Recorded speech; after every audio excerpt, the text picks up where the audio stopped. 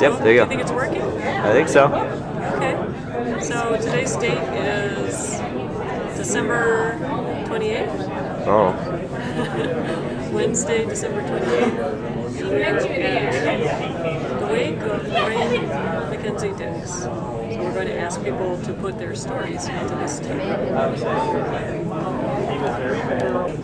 Well, I have many positive memories of Aunt Lorraine, who was just a phenomenal person to me and to our family. But my favorite is a humorous one from fairly recently. While attending Aunt Lorraine's 90th birthday party, the waitress came at the end of the meal and hoped that we would make a regular appearance for the birthday in the future because, as she pointed out, a 95-year-old gentleman had been coming for the last 15 years to her restaurant.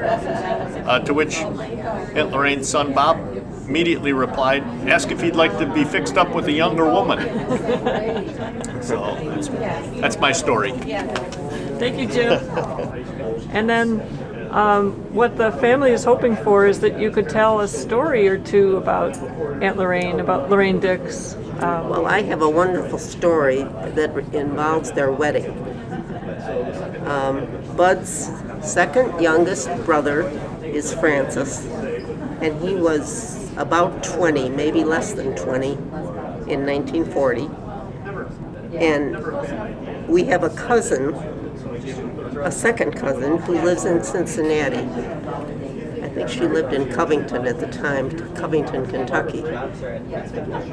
We have a great aunt who lived in Hamilton, Ohio. Okay.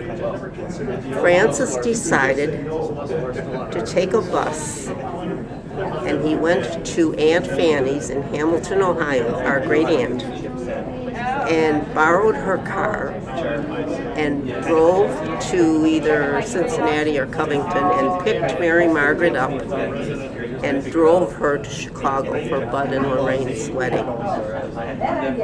Then he reversed the trip. He took Mary Margaret home, he took the car back to Aunt Fanny's, and he took the bus home. When I heard this story from Mary Margaret, the cousin, about 3 years ago, and when I talked to Francis's wife, Dorothy, she had never heard the story. Nobody in the Bud Dix family has ever heard this story. So I just think it's precious. Absolutely, that's wonderful. Thank you. Do you want to tell another, or? Probably not. Okay. Well, thank you very much for that. You don't have to turn that off. I will. Okay, so you're going to talk about. I'm going to talk about how Superior Aluminum Foundry was started.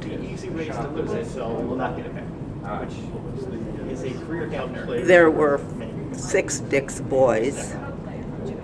Their parents, John and Frida, lived in Oklahoma. Grandpa John lost his job because of the Depression. He was a foundryman, and he lost his job. The boys, John and Fred, taught foundry in the Chicago Public Schools, so they were foundrymen. Actually, Ed and Francis all became foundrymen and were involved in the beginning of Superior Aluminum Foundry.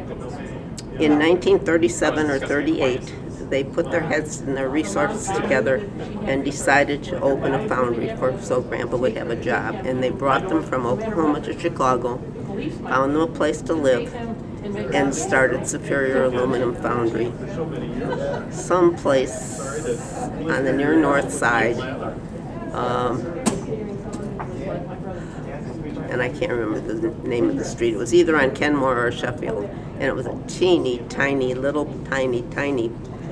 operation, and gradually they moved to a bigger place, and actually I think they moved again to the Clybourne location, and were extremely successful.